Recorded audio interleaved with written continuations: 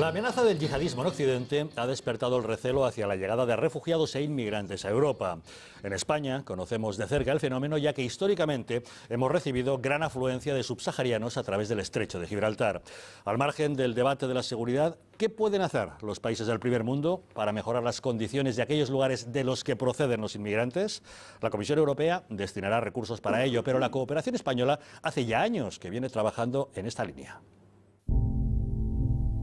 Europa ha vivido en el último año la mayor crisis migratoria y humanitaria desde la Segunda Guerra Mundial. Más de 1 millón de personas, entre refugiados e inmigrantes, han inundado las puertas del continente huyendo de guerras, pobreza o persecuciones. Muchos de ellos han muerto en el intento o se han hacinado en campamentos de refugiados, mientras Europa se ha mostrado incapaz de dar una respuesta política y social a la enorme presión migratoria. El desplazamiento irregular de cientos de miles de personas que huían de la guerra ha puesto a los países europeos en complicadas posiciones, divididas entre quienes han defendido la integración de los refugiados y quienes han visto el peligro de la apertura de las puertas de los países. Entre estos últimos se encuentra Hungría, donde el primer ministro Viktor Orbán califica de invasión la entrada masiva de migrantes. Así que creo que cuando un elevado número de personas se abalanzan sobre tu casa, sobre tu terreno, sobre tus poblaciones, sin dejar claras sus intenciones, es una invasión por definición. Los atentados yihadistas mortales en el corazón de Europa y las crecientes sospechas de terroristas infiltrados entre los refugiados sirios comienzan a tener sus primeras consecuencias políticas. La más grave, la salida de Reino Unido de la Unión Europea, motivada por el miedo a la inmigración que juega un papel determinante en la campaña del Brexit. El sentimiento de promesas rotas y el temor ante la ola de refugiados se extiende por toda Europa y se suma a otro grave problema, el de la inmigración africana que ahoga a países del sur de Europa, como Italia y España. Miles de subsaharianos que cruzan el Mediterráneo en pateras, a menudo víctimas de trata de seres humanos, huyendo de conflictos y pobreza y que encuentran a menudo la muerte en el mar. En Melilla, la policía y la Guardia Civil viven momentos de tensión para evitar que los inmigrantes salten la valla. En este contexto, la Unión Europea busca soluciones para aliviar las voces críticas que se alzan cada vez más a menudo. Una de ellas es la intención de destinar a África, Balcanes y Oriente Medio más de 62.000 millones de euros de aquí a 2020, con el objetivo de frenar los flujos migratorios. La otra es un nuevo impulso al Plan Juncker, que aspira a ampliarse más allá de 2018 para financiar inversiones en zonas de conflicto y en proyectos relacionados con la inmigración. Pero, ¿puede Europa frenar la insostenible presión migratoria con estas ayudas a países terceros? ¿Es suficiente para paliar su crisis política y humanitaria más grave? Para abordar este asunto, esta noche en El Gato nos acompaña Abuy Enfubea. Él es el presidente de la Federación Panafricana de Comunidades Negras en España. Abuy, muy buenas noches. Buenas noches. Señor Enfubea, parece ser que nos preocupamos ahora de los refugiados porque son sirios blancos que huyen de la guerra, pero aquí en España y en partes de Europa hace ya muchos años que tenemos oleadas de inmigración procedente de subsaharianos. ¿Cómo cree que abordamos desde Europa y desde España este problema?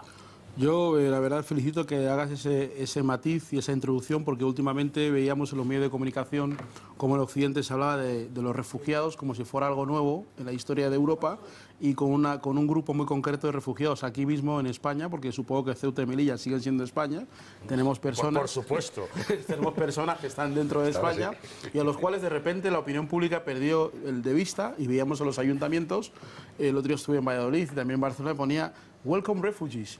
Y resulta que estas personas que llevan en Ceuta y Melilla como 20 o 15 o 12 años, de repente no existían. Y los telediarios se abrían hablando de Siria, hablando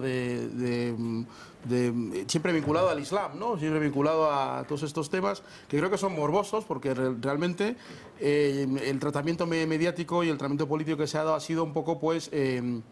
querer desconocer una realidad que existe, que insisto está dentro de España, no está fuera, está dentro de España, y sobre todo una realidad que es histórica y que tiene unas relaciones muy directas para poder de alguna forma hacer frente a otras realidades tan nocivas que estamos viendo ahora, que no tienen nada que ver con el tema de la inmigración. Una cosa es el tema que hemos hablado, que se ha hablado de todo el tema del yihadismo, de otro tipo de personas que vienen de otra parte del mundo con otra intención, y personas que vienen de África huyendo de las guerras, huyendo de la miseria, huyendo del hambre, y que lo que buscan es integrarse y tener una vida mejor. Son dos cosas diferentes que los medios de comunicación desgraciadamente hemos mezclado. Hemos mezclado Siria con Camerún, con, por ejemplo, aquí se hablan de una cifra que quiere destinar la Unión Europea económica. Ajá. Yo creo que también la Unión Europea no les exige responsabilidad tampoco al Estado africano, sino que se entiende con el Estado africano, derriban gobiernos como los de Gaddafi y después nos quejamos de todo lo que está pasando en el estrecho. Pero respecto al tema en concreto que nos ocupa, esa histórica llegada de inmigración subsahariana a España a través de Ceuta, Melilla, del Estrecho, de Gibraltar, ¿cómo cree usted que se están comportando las autoridades españolas respecto a este fenómeno? Porque es evidente que hay que cuidar la seguridad de nuestras fronteras, pero también tender una mano humanitaria hacia los inmigrantes que tratan de llegar a nuestro país. Cuando dices subsahariana te refieres a negros, ¿no? Sí. Está bien, porque una de las cosas buenas que tiene el gato es que habla claro, ¿no? Bastante, procuramos. Claro. Entonces, yo creo que España históricamente, que fue un país o una nación que ha tenido una realidad histórica que a lo mejor hoy no se conoce en la academia, de vinculación con África, con América, con Asia, con muchas partes del mundo. Durante la transición España hizo, digamos, un cambio en lo que es un paradigma de sí mismo, ¿no? Y se convirtió en un país europeo, más cerca a Noruega, a Suecia, que de Colombia, de Marruecos o de Guinea Ecuatorial, por ejemplo, que era una provincia española que hasta hace poco aparecía en los libros de historia como provincia de España, y de repente España se convirtió en un país de blancos, para entendernos, donde todo eran Erasmus y, en fin, una serie de cosas que olvidaba la realidad española, que España ha sido un país que a lo largo de su historia se ha vinculado a través del cristianismo y a través de otras cosas con otros pueblos, que la entrada a la Unión Europea no puede negar esa historia de España, que no es la historia de África, es la historia de España. Podemos citar diferentes personajes de la historia de España que están también sus calles en cualquier país de África o América Latina. Eso es una realidad. ¿Qué ha pasado? Yo pienso que las autoridades españolas en los últimos tiempos, en relación a lo que nos ocupa, pues yo creo que ha habido una dejación en relación a lo que era una política, es decir, exigirle responsabilidades a los estados africanos. No puede ser que un país que es tercera productora de petróleo de África o del mundo no se le exija ni un mínimo de responsabilidad. Y el señor Zapatero hizo un montón de acuerdos con países terceros pagándoles para expulsar a los inmigrantes, porque esas personas llegan a países donde hay dictadura y muchos de ellos llegan a países que no son los suyos y mueren. Yo creo que España tenía que haber exigido algún tipo de responsabilidad a los estados. Sabemos que hay unas relaciones geopolíticas, que en todo eso hay acuerdos económicos, pero yo creo que en ese aspecto lo que se ha hecho es actuar directamente con unos señores que venden CDs, por ejemplo, o que acaban de llegar a España y que en 3 días se les exige integración. Tienen que aprender catalán, tienen que aprender gallego, euskera y castellano. Esas personas son las que se integran y son las que participan, pero luego el Estado español tiene relaciones privilegiadas con otro tipo de personas que luego vemos que hacen una serie de cosas que no nos gustan. ¿Y qué tal está el nivel de integración de esas personas? Por ejemplo, ¿es racista la sociedad española? Bueno, eso es una pregunta, es como decir, ¿existe el Parlamento de Cataluña? Claro que existe, o sea, si no, no hablaríamos de ello. O sea, el racismo existe, no es una entelequia. Yo creo que aquí tenemos a un sociólogo bastante privilegiado que ha escrito muchísimo sobre esas cosas, y si las ha escrito, por algo será. Donde hay razas, hay racismo. No, el racismo no tiene que ver con las razas. No, ¿cómo no. El racismo tiene que ver con una cuestión social de poder. Prejuicio más poder. Pero si no hubiera razas, no habría racismo. Claro. Quiero decir... La raza es la raza humana. Es decir, las personas... No existe la raza humana. No, hay razas. No, yo estoy con usted en el sentido de que hay diferencias biológicas evidentes que me hacen diferente a usted, por supuesto. Lo que estoy diciendo es que el racismo no tiene que ver con la raza. El racismo surge como una reacción en el siglo XIX ante lo que pasa en Haití, y como una disciplina académica que usted habrá estudiado, a Hume, a todas estas personas que en la Academia Occidental estudiamos como grandes ilustrados, que son los que ponen todas esas ideologías que no han nacido en un convento, nacen en marcos académicos intelectuales. ¿Pero usted diría que hay más racismo en España, por ejemplo, que en Francia? Yo creo que en España hay una diferencia que es la siguiente, que el modelo francés, que es el modelo de la asimilación, que es el modelo que obliga a la gente a cambiar su apellido en vez de Sarkozy por Sarkozy para parecer francés, que es un modelo de asimilación, que ha funcionado en Francia pues, durante muchos años, pero que ahora no funciona porque los nietos de esas personas que vinieron a París a luchar contra el fascismo y a echar a los nazis, resulta que ellos siguen en la Valois jugando a la PlayStation, y el primer ministro de Francia y la alcaldesa que llegaron a París sin papeles son los alcaldes y el primer ministro. Entonces ahí falla, no tanto por la gente que llega, porque la gente que llega se siente francesa. De hecho, cuando hubo la revuelta de la Valois en 2005, los chicos salían con el DNI de sus padres en la boca. Y le decían, no, es que usted llegó hace 2 días de Barcelona y usted es el primer ministro. Usted llegó de Cádiz y usted es la alcaldesa. Yo tengo tanta formación como usted y hablo el francés como usted y he leído a Molière como usted. Y soy cristiano como usted, si usted quiere, en ese sentido. Entonces, ¿qué es lo que falla ahí? Ahí ha fallado. Yo creo que en España, por ejemplo, hay un problema de hablar del tema. Subsahariano, en vez de decir negro, por ejemplo. Hay un problema de no... En Estados Unidos les llaman afroamericanos, para no llamarles negros. Bien, pero en Estados Unidos la violencia es directa. Se habla de policías que matan negros en la calle. Se habla del tema del racismo, es algo que se ve en cualquier lado en Estados Unidos. Se puede hablar en los medios de comunicación. Donald Trump dice lo que dice y va a ser quizás presidente.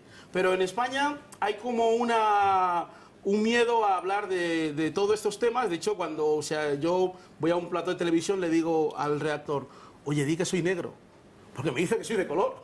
Y digo, no, que soy negro. De color somos todos. Claro. Sí, luego hay que preguntar, ¿de qué color, no? Y ahora en verano más.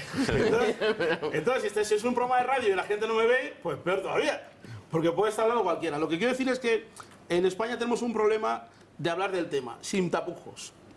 ¿De qué temas hay que hablar y no se habla por esa corrección política que tanto miedo nos da? Sí, yo creo que, por ejemplo, el tema del racismo, esa pregunta que tú me acabas de hacer ahora mismo, muy poca gente se la hace en ningún medio. Se da por hecho que no hay. Y si tú la haces, es que es como que no te integras. Es más, eres un radical. Bueno, aquí estamos acostumbrados a abordar cuestiones... Y no estamos hablando de círculos de derecha ni centro de derecha, hablamos de círculos progres, super progres y super guay, ¿no? Entonces, yo creo que hay que afrontar... Primero, España tiene un problema con su propia historia. España tiene un problema con su propia identidad, lo estamos viendo aquí, hay un debate aquí identitario. Entonces, cuando encima llegan los negros y llegan otros... mira, no, cuidado. Dejamos esto, que esto no se toque. Yo creo que en el sistema educativo español se ha hurtado a los chavales conocer su propia historia. Entonces los chavales de repente se encuentran con que su vecino negro no viene de la patera, como le han enseñado en la televisión. Eso se ha hurtado en el sistema educativo. La ESO ha hurtado a los españoles conocer la historia la historia de este país tal y como era hace 40 años, que no nos estamos remontando a muchos años. Estamos hablando de cosas que, no sé, muchos de ustedes conocerán, no sé si son muy mayores, pero se puede uno ir... Unos más que otros. Y no mira a nadie. Yo de mayor no acepto. Algunos somos muy Uno más que otro, pero yo creo que ese tema es un tema fundamental que hay que hablar. El tema del racismo es una realidad. Es decir, el racismo existe, no es una invención de nadie que estamos aquí. Entonces yo creo que esas típicas perogrulladas de no, es que es pobre, no, es que es rico, no, es que no habla catalán, no, es que no está integrado en Barcelona, no. Muchos de ustedes que son blancos no están integrados en Cataluña. Y no creo que sea porque ustedes no tienen dinero, por eso ciertas actitudes o ciertos debates que aquí se mantienen sea por eso. E incluso algunos que somos catalanes estamos malamente integrados en Cataluña. Por eso lo digo. Por eso lo digo. Además perdón un segundo. Cometes un error. Perdón un segundo. No. Disculpa, ¿eh? No, porque es importante. No estás integrado en la tertulia. No estás integrado en Cataluña, que sí estoy. Soy un poco así. A ver, venga, va. No, pero es que acabas de comentar una cosa que me parece importante señalar. En Cataluña se fomenta más la inmigración de otros países que la latinoamericana, por ejemplo, como un tema de idioma. Claro. Solo quería... Porque no quieren inmigrantes que hablen español.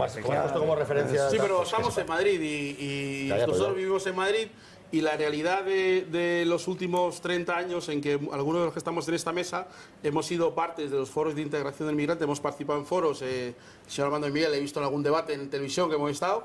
Y siempre dicen lo mismo, estamos empezando, Paco Martínez Soria, pero España ya es un país, es una potencia, no es un país que estamos empezando, tenemos que aprender, todo ese discurso es un discurso falso y falseado. Yo creo que España tiene que aprovechar, en el mundo hay 200 millones de negros que hablan castellano, más que Shakira, más que todos todos estos personajes latinoamericanos que aparecen blancos en los medios y todo eso, hay 200 millones de personas negras que hablan castellano. Yo creo que eso es un hándicap para España, que pretende competir a nivel internacional y resituar su identidad, porque la tiene cuestionada, para enfocar su propia identidad. Pero yo no veo que España esté haciendo eso, todo lo contrario.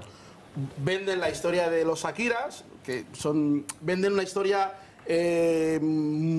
digamos, una historia de la hispanidad que no se corresponde con la realidad de esos países. Cuando uno va a esos países no ve esa realidad, la ve aquí. Y yo creo que las personas que estamos en esta mesa y que hemos tenido oportunidad de conocer eso, debemos de decirlo, pero sin miedo. Pero normalmente cuando la gente tiene oportunidad no dice eso, dice estamos empezando, todavía Paco Martínez Soriano ha muerto. Entonces, este tipo de discursos lo que hacen es envenenar la situación y no decir, por ejemplo, por qué esos chavales que están en los guetos, que están en la Balué, que están en los barrios, chavales que han nacido aquí, ¿por qué no se les puede educar en el amor y el sentido de pertenencia a España? Por eso. Yo te quería hacer una pregunta. Antes de nada, a mí me da la impresión, obviamente, claro que ha habido racismo en España, no tenemos más que mirar la historia, ver las expulsiones, etcétera, etcétera, y lo que ha habido durante un tiempo pues, secular, que ha sido la propia relación entre los españoles y parte de los españoles que eran gitanos, ¿no? Eso sí que ha sido, digamos... No son gitanos todavía, ¿no? Y son todavía, están.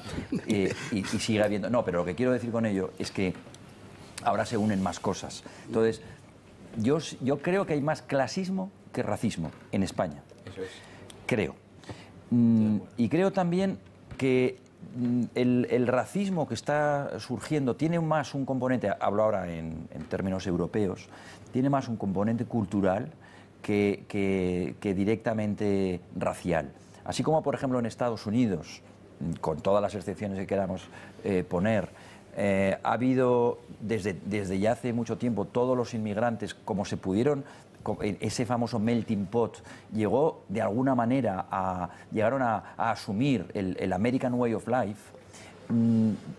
El racismo como tal ha sido un aspecto muy diferente al que ha habido en Europa, porque en Europa ha habido muchísimos inmigrantes durante toda la historia, y sin embargo lo que realmente está surgiendo ahora, los poros que están brotando en este momento, se debe más a la no asunción de la cultura o de los valores europeos por una parte, y no por todas, sino por una minoría de los inmigrantes, que está precisamente haciendo reaccionar al resto de los europeos, que a una cuestión directa y eminentemente racial. Es decir, ¿no ves tú que es más una cuestión, en este caso, primero, quizás socioeconómica y segundo, cultural, que meramente racial? Bueno, eso del mito de la clase, menos mal que ya algunos mitos del comunismo cayeron, y ese todavía queda, ¿no? El mito de que la clase, no es por la clase. Mira, yo en este país, y alguno de ustedes también, yo he conocido negros disecados en los museos. Yo lo he visto. Y ustedes también lo saben. Vamos a ver de Bañolas. El de Bañolas. Bañolas. Y eso no es lo peor. Lo peor es la reacción del alcalde, del presidente de la comarca, el presidente de la Generalitat, de toda la estructura social frente a ese negro, el doctor Arcelín, que se atrevió a denunciar eso. Lo lincharon, lo echaron de España. Murió en Cuba, abandonado, y a día de hoy le hemos pedido a la señora Ada Colau que le ponga una calle y dice que no. Entonces, ¿el racismo en qué se manifiesta? No en el que puso al negro en el museo, que hace ya 200 años, sino los descendientes de esas personas se agarran a esa tradición y dicen, no, ¿cómo va a venir aquí a exigir? Vamos a ver cómo... Es decir, yo creo que cuando hablamos de racismo no es una cuestión de que la cultura hispana, vamos a ver, si la gente los negros vienen de Latinoamérica, son negros, pero hablan castellano, tienen nombres como Alarcón Valencia, que son apellidos españoles, hablan perfectamente el castellano, son católicos, hablan catalán, gallego y euskera, ¿qué más? Tienen una licenciatura, ¿qué más? Pagan sus impuestos, ¿qué más? Y sobre ellos hay discriminación, ¿quieres decir? No, hombre, es decir sí, que no es un problema... Perdón un segundo, pero por ejemplo, contra Michael Jordan, ¿tú crees que ha habido alguna vez discriminación? Es un ejemplo. O contra Eddie Murphy, o contra, yo qué sé, Michael Jackson. Te estoy diciendo que el señor Arcelín era un concejal del PSC, médico con clínica en propiedad, cum laude en la carrera de Sevilla de Medicina. No era un negro que vende CD en la calle. Es decir, la reacción, cuando yo he dicho prejuicio más poder, es una forma de decirte qué es el racismo. El racismo no es que a mí él me caiga mal o yo le caiga mal. Eso no es racismo, eso es una cosa entre personas que puede haber diferencias, pues que a mí uno me puede caer. Eso no tiene nada que ver. Cuando se trata de estructura de poder, porque en esa es la diferencia de Estados Unidos y diferencia de Europa. Es que Estados Unidos, aunque el racismo sea abierto, la sociedad luego permite mecanismos de que esas personas se identifiquen con esa nación. Y España no, y Europa no permiten eso, porque lo que hacen es sí quejarse de personas que no quieren integrarse, pero después no se ponen los mecanismos para que esas personas aspiren a amar y a defender esa nación, que supuestamente decimos que queremos defender. Porque yo todavía estoy esperando hasta que haya el próximo atentado para que haya otro debate y todo el mundo esté diciendo lo mismo, y nadie pregunta, a ver, esos chavales que están allí abucheando a Francia o abucheando a España, ¿por qué no están apoyándonos? ¿Por qué no están con nosotros? ¿Por qué no hacemos una labor pedagógica de ganarnos a estas personas?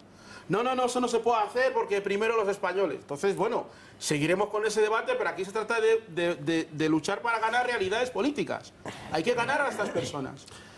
Borja. Yo tengo matices a esa reflexión y luego te haré una pregunta que también, bueno, pues puede resultar interesante para, bueno, pues para conocer exactamente la raíz del problema. Pero yo creo que en España ahora mismo, y te hablo por ejemplo en mi municipio, pero creo que en realidad prácticamente en toda la Comunidad de Madrid estamos hablando que la media es cerca de un 20% de inmigración en los municipios. Es una proporción bastante grande.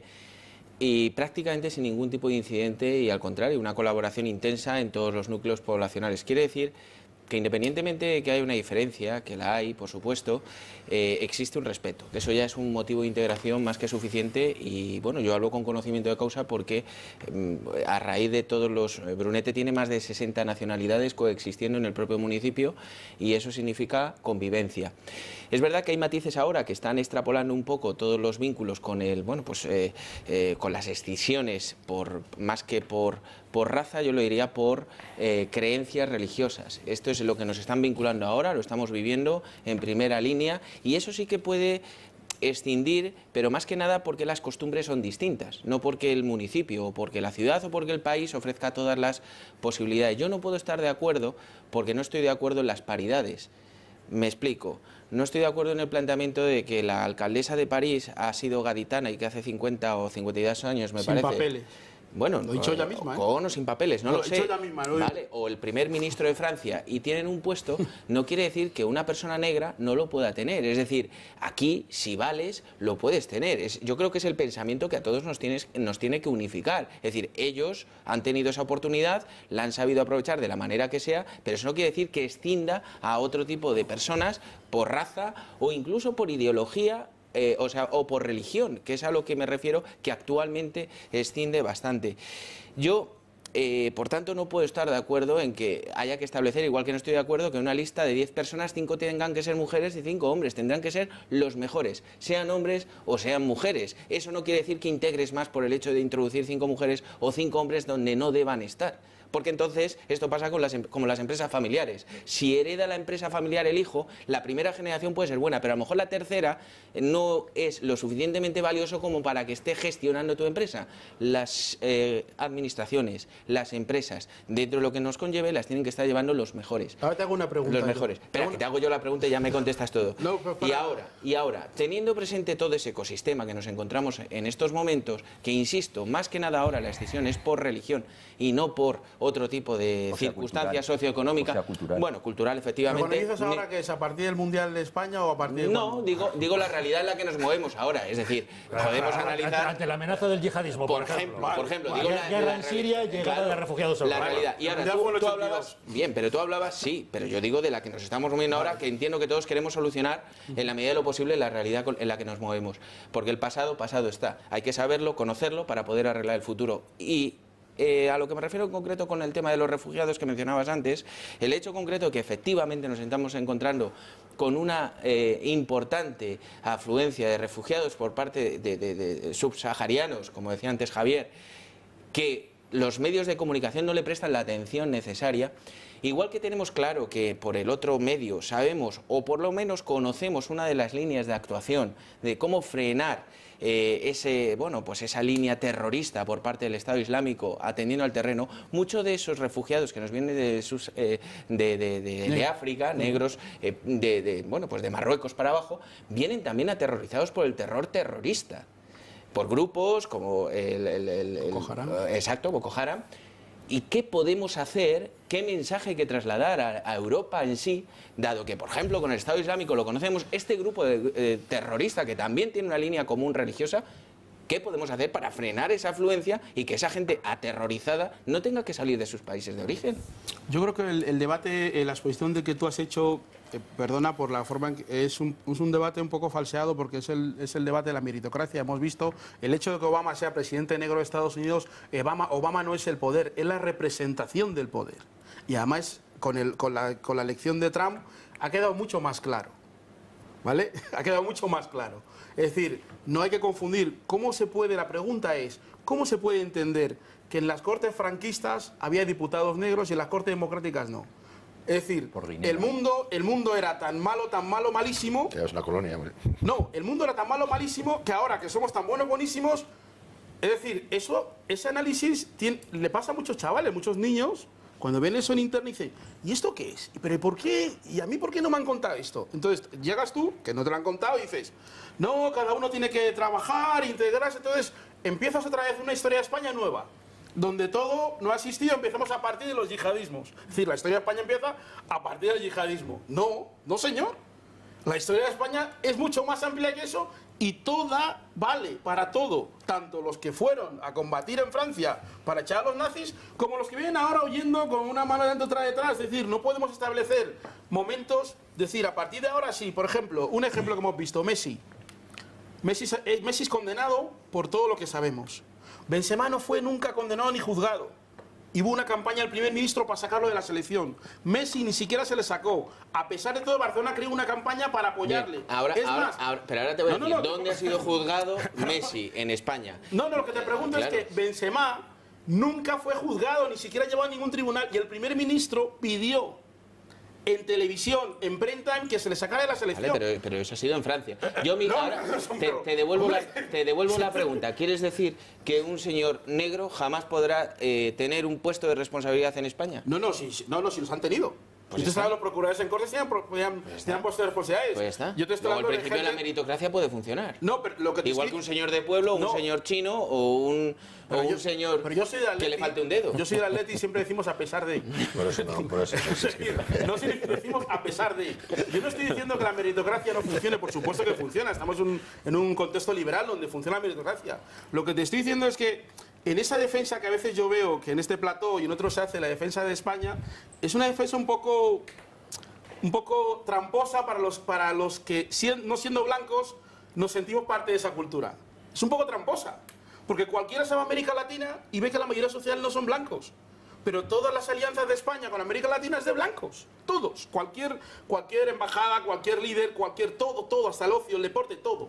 Y hemos puesto el ejemplo de Messi frente al de Benzema, que son ejemplos palpables. Una persona que ha sido condenada por defraudar a Hacienda y una persona que todavía ni se le ha juzgado. El primer ministro está diciendo, si ese señor va a la selección, no hay selección.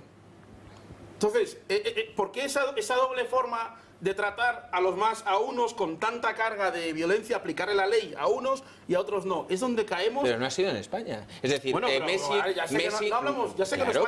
Messi ha evadido impuestos en España, Benzema ha cometido un delito en Francia. Digo la actitud, vamos a ver, la actitud del primer ministro español no ha sido o no va Ibaka a la selección y la cierro. Es decir, esa actitud, cuando se toman son actitudes políticas, porque la selección es un instrumento de la nación y de la identidad de un país. ¿Qué primer ministro no se ha manifestado acerca de Valls? De Francia, bueno, pero sigo hablando de Francia. Entonces, para no irnos del debate, yo creo que a veces cuando los que defienden la idea de España, muchas veces lo hacen desde una actitud que no anima a la gente a sumarse. Porque muchas de esas personas que decimos que han venido aquí, que llevan aquí 20 años, 10 años, se sienten muy identificados con algunas cosas que se dicen en este plató. Lo que pasa es que también entienden que muchos de los que hablan en este plató tienen una idea muy equivocada sobre ellos. Es más, no las quieren ni conocer ni les conocen. Entonces, también es verdad. La ventaja muy de este plató es que incluso cuando tenemos dudas acerca de las realidades, invitamos a todo el mundo para que nos las expliquen. No sé si todo el mundo puede decir lo mismo. Yo creo que no todo el mundo puede decir lo mismo y doy fe de ello. Es más, yo creo que hay que diferenciar también, hay dos tipos de racismo. Una cosa es el racismo de derechas y el racismo de izquierda o el racismo de buen rollito. Son dos cosas diferentes y eso se enmarca directamente en los dos modos de colonización que hubo. El modelo anglosajón del indirect rule y el modelo latino de los romanos, que también trajeron a España, del gobierno directo. Entonces, usted sabe perfectamente que puede ir a determinados lugares de España. A lo mejor yo puedo ir a la Puerta del Sol y en su día exigir, sin previo cita, pues que quiero ver a una autoridad, lo que sea, y seguramente lo más seguro es que me echen de ahí a patadas, pero el mensaje es claro. Y luego otra parte de España donde la gente dice, no, tranquilo, no pasa nada. La diferencia de esa forma de tratar la realidad, con una actitud directa, es decir, en Estados Unidos, todo el mundo sabe que las razas es un criterio político, social y económico. Aquí también, pero no se dice. Entonces, bueno, si somos todos iguales, somos todos hijos de Dios, se decía antiguamente, ahora somos todos ciudadanos. Entonces, detrás de esto es un eufemismo que de alguna forma lo que hace es que las personas no se reconozcan. En España hay blancos, negros, azules, musulmanes, de todo tipo. Yo creo que eso se tiene que reconocer desde el primer momento. Pero si tú tienes a unos jóvenes que nunca han visto un negro más que en un documental de Tarzán, entonces lo que estás haciendo es que estos chavales, que cuando vean a un negro en igualdad de condiciones como ellos, que habla catalán como ellos, que tiene la misma carrera con ellos, que tiene las mismas condiciones con ellos, no saben cómo enfrentar esa realidad, porque no se les ha preparado para eso. Jesús Ángel. Bueno, sí. En primer lugar, yo creo que se está hablando bastante claro sobre la población negra aquí en España, ¿no? Pero también hay que decir que España es un país, por norma, no es un país racista. Por norma, eso no quiere decir que haya personas que la haya, pero es una minoría. España, pues como dicen en Cuba, fueron los que crearon los mulatos, o sea que del español como tal es una persona que se suele mezclar con todas las razas y por norma también, cuando han venido la mayoría de la inmigración, pues han tenido su sanidad gratuita, su educación gratuita, aunque no tuvieran incluso papeles, eso yo creo que hay que reconocerlo. Y a diferencia pues, de otros países anglosajones, donde tienen muy marcado el aspecto racista, pues como lo vemos como, por ejemplo, el Reino Unido, pues las colonizaciones que ha hecho en determinados países, esas colonizaciones que hicieron en Australia, en Norteamérica, fue muy diferente a lo que es el español. El español como tal es una persona, salvo excepciones, más a la unión de razas y a considerar a todo el mundo, ¿no? Pero partiendo de ese punto de vista, lo que tenemos que ver también es que, tú decías, el primer ministro francés ha llegado a ser primer ministro de Francia, ¿no? Bueno, ¿y qué pasa? Porque sea primer ministro de Francia. Yo me alegro de eso. El señor Zapatero llegó a primer ministro de España y yo no tengo envidia del señor Zapatero, ¿no? No tengo envidia. Quiero decir que hay que ver todas esas cosas como tú lo dices, de forma muy simple, porque el gran problema no ha sido lo que muchas veces aquí decimos, sino la izquierda. La izquierda ha tratado de utilizar la inmigración como arma arrojadiza contra la derecha, además de forma muy torticera, y tú lo sabes perfectamente que lo han utilizado por medio de asociaciones totalmente politizadas. Yo he visto, por ejemplo, cuando pasa al del UGT o Comisiones Obreras, lo primero que le presentan al inmigrante son unos papeles de casos de violación, de violaciones del señorito en la casa, del maltrato, etcétera, etcétera, etcétera. Y eso ha condicionado también muchísimo la actitud de determinados compañeros que ya le han tratado de llevar hacia un campo, ¿no? Entonces, al llevarles hacia ese campo, y además, como tú has dicho perfectamente, con una distorsión totalmente de la realidad, pues parece que la gente blanca de derecha y hombre es racista, machista, y lo peor. Y eso es lo que ha tratado un poco la izquierda con sus estereotipos de lanzar. Y eso ha sido muy dañino para la población inmigrante. Y tú lo sabes muy bien, ¿no? Ha sido muy dañino. Porque yo me he creado toda la vida con amigos que son negros. Desde aquí le mando un saludo a mi amigo Willy de Guinea. Y el otro día le vi, él forma parte del ejército, su hermano pues hace negocios con Guinea, su padre era médico. Y no pasaba nada, no hubo ningún problema nunca de integración. Pero sí se ha utilizado desde muchos puntos de vista la inmigración, esa es la pregunta, que yo también te la afirmo, pero la pregunta, ¿se ha utilizado la inmigración como arma arrojadiza de la izquierda hacia la derecha? Bueno, yo creo que la política española, y la estamos viendo ahora mismo con la situación que tenemos, claro que todos los contextos valen, ¿no? Para construir mayorías y para construir realidad. Yo creo que claro, la izquierda, la derecha, los partidos políticos han utilizado a todo el mundo y por qué no a los inmigrantes. De hecho, yo junto con el apoyo de Gustavo de Arístegui, cuando en esa época estaba aquí en esta mesa, en aquella época, pues se trabajó para que España, en su famosa ley de memoria histórica, reconociera a los negros que habían luchado en el bando franquista y en el bando republicano. Y sus señorías se opusieron, y los que más se opusieron fueron los de izquierda, no los de derecha, tengo que decirlo. Es decir, el único partido que apoyó lo que se pudo hacer con la iniciativa fue primero el Partido Popular, de Gustavo Arístegui, y luego se suman los demás. Pero los partidos de izquierda, que son los que pensábamos que iban a apoyar esa idea y tal, no la apoyaron porque es una idea que a lo mejor no daba votos, digamos, en ese sentido. Yo creo que sí. La derecha también, en un momento dado, también le ha servido la inmigración para meter miedo, para ganar votos. ¡Que vienen los inmigrantes! Y entonces, de repente, gente... En España no. No, gente que tenía casos de corrupción para ir a la cárcel... Pero, por ejemplo... Con el miedo de los inmigrantes, ha ganado mayorías absolutas. ¿Pero quién?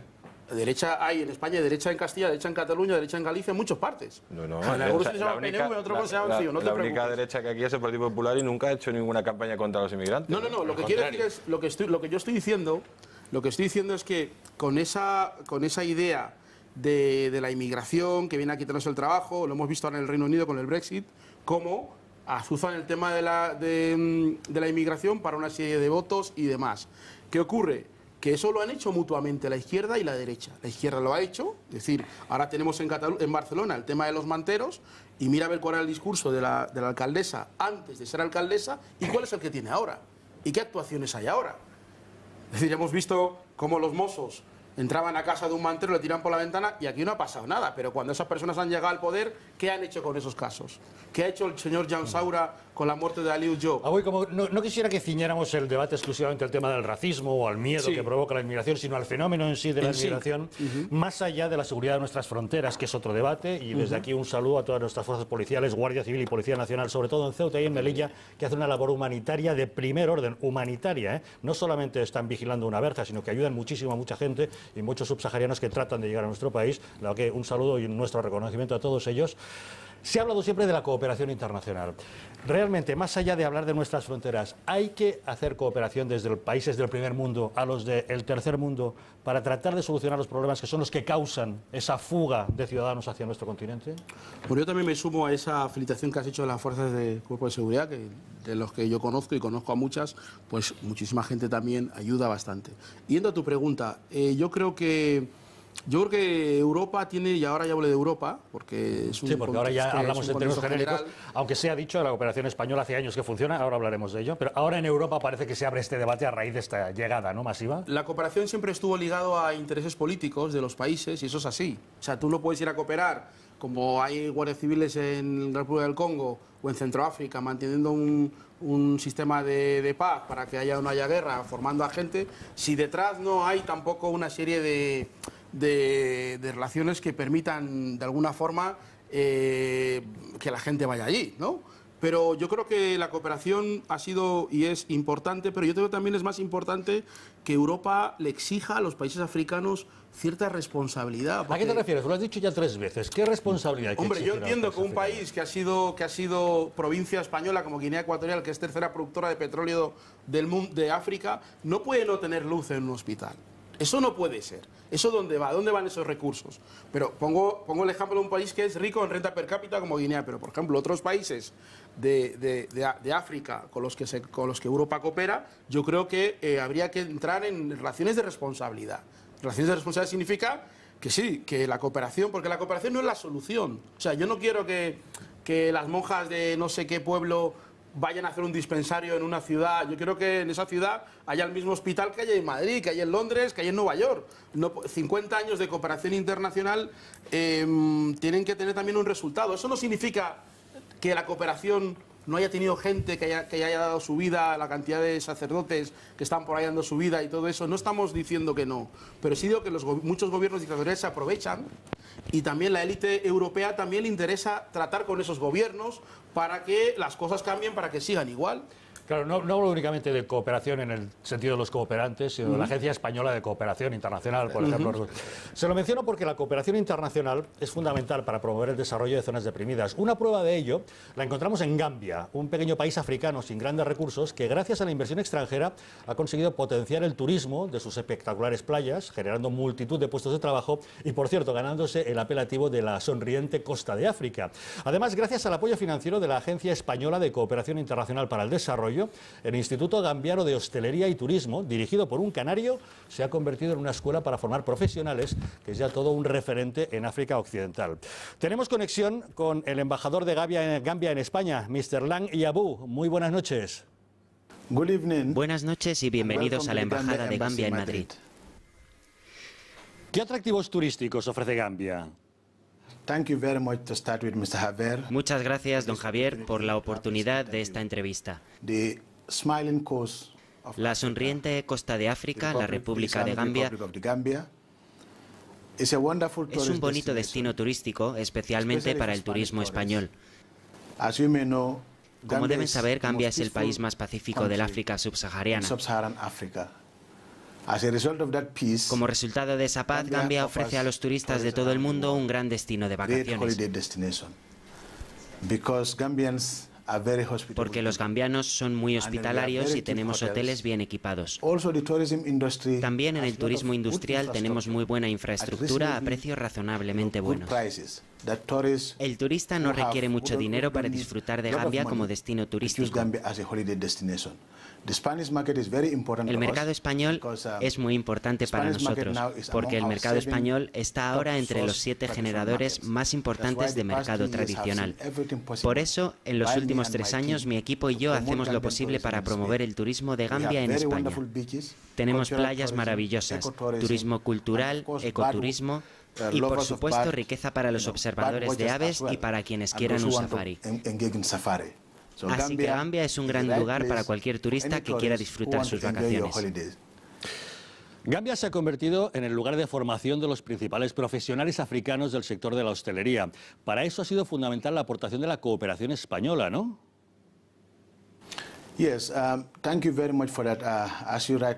Sí, gracias a lo que usted dice, Gambia se ha convertido en un centro muy importante de formación para el sector de la hostelería en el África subsahariana. Y por tanto quiero agradecer al Gobierno y a la gente de España porque a través de la Agencia Española de Cooperación, Gambia ha construido su escuela de turismo y hostelería. En este momento el instituto tiene a un español como director general, que ha sido básico en la mejora de nuestra industria hostelera. ¿Qué posibilidades ofrece Gambia para los inversores españoles? Bien, como le he dicho antes, Gambia es un país bendecido por la naturaleza y a causa de la paz y seguridad del país es un buen lugar para la inversión. Cualquier empresario que esté interesado en invertir fuera de España no tiene más que venir aquí y en la embajada le ayudaremos en la promoción y apoyo de cualquier potencial inversión que quiera llevar a Gambia. Tenemos un ambiente para la inversión que es muy conveniente para los empresarios. Se acomoda al marco legal y a un entorno muy pacífico, adecuado para cualquier inversor, que lo que busca es paz y una menor burocracia. Y en Gambia es muy fácil poner en marcha cualquier negocio. Y esos negocios pueden también ser 100% extranjeros. O si el interesado lo desea, puede hacerlo también con socios gambianos. Y Gambia es la puerta hacia la Comunidad Económica de Países de África Occidental, un mercado de 15 países del oeste africano, un mercado de más de 300 millones de personas. Los inversores pueden venir, establecerse en Gambia, operar un coste razonable y vender sus productos al resto del África Occidental. Por tanto, Gambia es un lugar muy bueno para cualquier inversor de España o de cualquier lugar de Europa que quiera expandirse hacia el exterior, hacia África.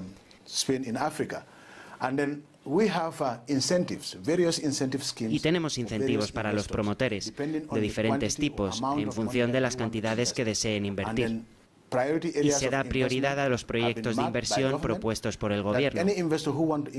A quienes deseen apostar por esas ideas, se les incentiva con cantidades que van desde los 250.000 euros.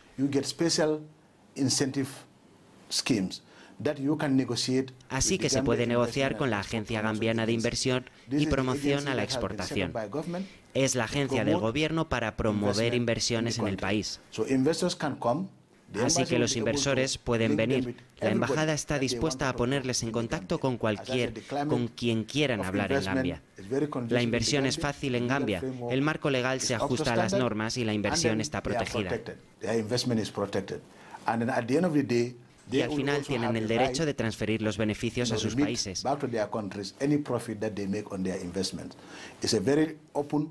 Es una economía abierta y liberal. Inversiones en agricultura, turismo, servicios, minería, construcción o cualquier cosa son bienvenidas.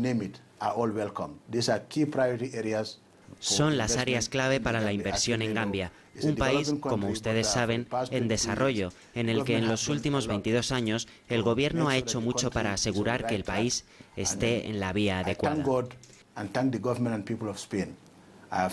Hemos visto que en los últimos 3 años han crecido los intereses españoles en Gambia.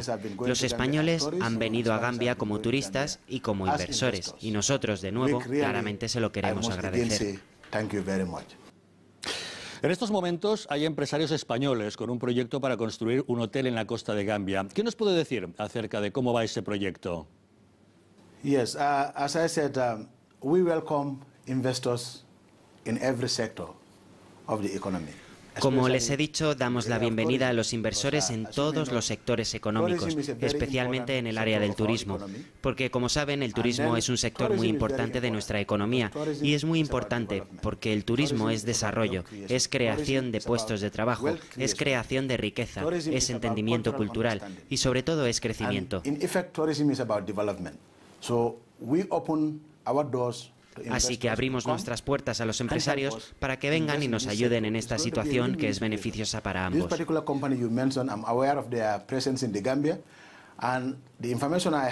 Respecto a esa inversión de la que usted hablaba, se han iniciado los contactos para poner en marcha el proyecto y le aseguro que, como gobierno, les ofrecemos el entorno amigable de Gambia para todos los inversores, particularmente españoles.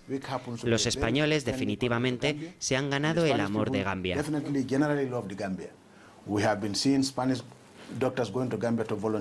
Hemos visto médicos españoles venir a Gambia como voluntarios y ese es el desarrollo que esperamos, para dar un valor añadido a nuestro turismo.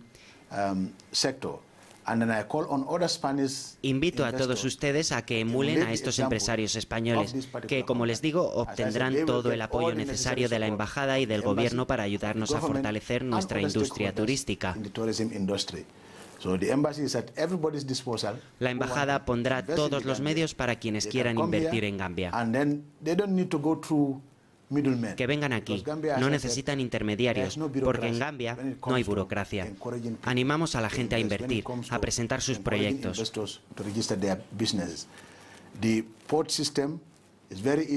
El sistema es muy fácil. Se puede registrar un negocio en 24 horas en Gambia.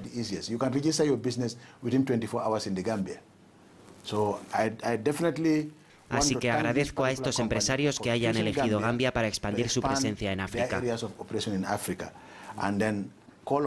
Y pido a quienes todavía lo estén pensando que se decidan a invertir en la sonriente costa de África. Es un paraíso para el turismo y el cielo para los inversores en África. Mr. Lang Yabu, embajador de la República de Gambia, muchas gracias y buenas noches. Como ya les he dicho, muchas gracias. Realmente agradezco esta oportunidad y una vez más, la embajada está a su disposición en cualquier momento que quieran acudir a nosotros y les animamos a visitar Gambia para que vean con sus ojos el esfuerzo del gobierno en favor de un país pacífico, donde todos son bienvenidos. Donde encuentras valor para tu dinero como turista y como inversor. Animo a los inversores españoles a que sigan adelante y vean las oportunidades que hay en Gambia. Muchas gracias por esta oportunidad y una vez más agradezco al Gobierno y a la gente de España por seguir siendo un socio genuino y honesto de Gambia. El Gobierno español nos ayuda con nuestro desarrollo y hemos de continuar con agradecimiento nuestra relación como socios. Muchas gracias por esta oportunidad. Gracias. Muchas gracias. Muchas gracias. La verdad es que la cooperación al desarrollo se ha revelado como una herramienta fundamental para procurar minimizar una serie de problemas que en gran parte generan esa inmigración. Pero esta noche estamos hablando de un concepto que puede ser confuso, Amando. Una cosa es la inmigración, otro los refugiados. En este momento parece que se mezclan ambos conceptos. Yo no sé por qué se mezclan cuando son cosas completamente diferentes. La de los refugiados fundamentalmente es por la amenaza del califato islámico, que es como habría que llamarlo. No hay más. La solución que es traer a 2 millones o 4 millones de sirios o de iraquíes a Europa, eso es contra natura, eso es absurdo. Tienen derecho a estar en su país y hay que ayudarles a que estén en su país. Entonces, ¿qué hay que hacer? Acabar con el Estado Islámico. Es decir, pero acabar, para lo cual solo se requiere una cosa, que haya tropas de la OTAN o tropas de la Unión Europea que desembarquen en esos países y acaban en 2 semanas, porque claro, lo que se está haciendo con bombardeos, esto es una estupidez, vamos, se está haciendo muy mal eso, muy mal. Eso es un problema que no tiene nada que ver, repito, con los que, uno muy clásico, que es los que son pobres en un país, ven que pueden medrar en otro país, hombre, y emigran. Lo hemos hecho los españoles a lo largo de la historia y lo han hecho todos los europeos a lo largo de la historia. Dos fenómenos diferentes, pero que pueden estar interrelacionados, Abuy, porque en este momento, ante la amenaza del yihadismo que se sufre en Europa, los refugiados pueden estar puestos en entredicho en muchos países, pero los inmigrantes, los subsaharianos que, por ejemplo, vienen por cuestiones de supervivencia, también se encontrarán con ese rechazo que ha generado ese yihadismo, sobre todo los de origen musulmán. Y sobre todo la gente, porque siempre hablamos de la gente que viene, pero aquí hay gente que lleva 20 años, que lleva 10 años o que lleva 5 años. Y yo creo que esas personas son las que más hay que cuidar porque están viviendo en España, están integrados en España, vibran cuando, iba a decir el gol de Milla, pero bueno, vibran cuando España gana un mundial. Y esas personas a veces pasan como invisibles.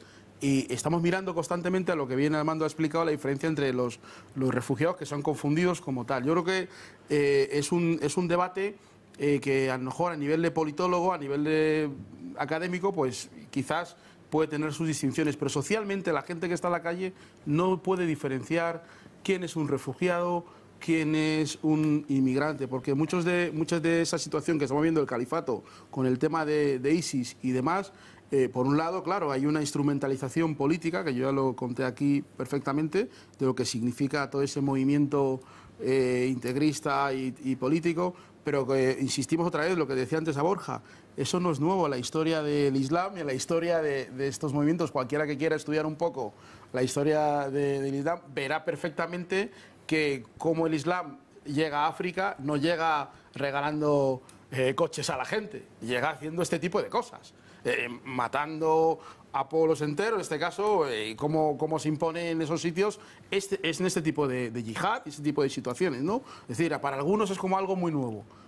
De repente, mira, que tal, no, es algo que lleva pasando mucho tiempo y la estrategia que hemos visto y que vemos en los medios y en el propio discurso de estas personas corroboran esta cuestión. No no lo esconden, ¿no? Así que yo sí que creo que hay que hacer una labor pedagógica en diferenciar perfectamente lo que es que una serie de personas están tratando de bombardear, hacer yihad, de poner bombas, y lo que son personas que están viviendo en Europa, que no tienen y que van a seguir viviendo en Europa o que han vivido en Europa y que no tienen nada que ver con eso. Esa pedagogía no se hace, lo que se hace son meriendas de blancos en televisión, donde hay un atentado y personas blancas hablando y cada uno contando, luego hay una publicidad donde se meten temas del corazón, todo muy frívolo, de repente luego llama a alguien y dice, hay que expulsar a todos los inmigrantes, entonces luego alguien empieza a decir, no, porque no somos racistas. No, es que no es el debate ese.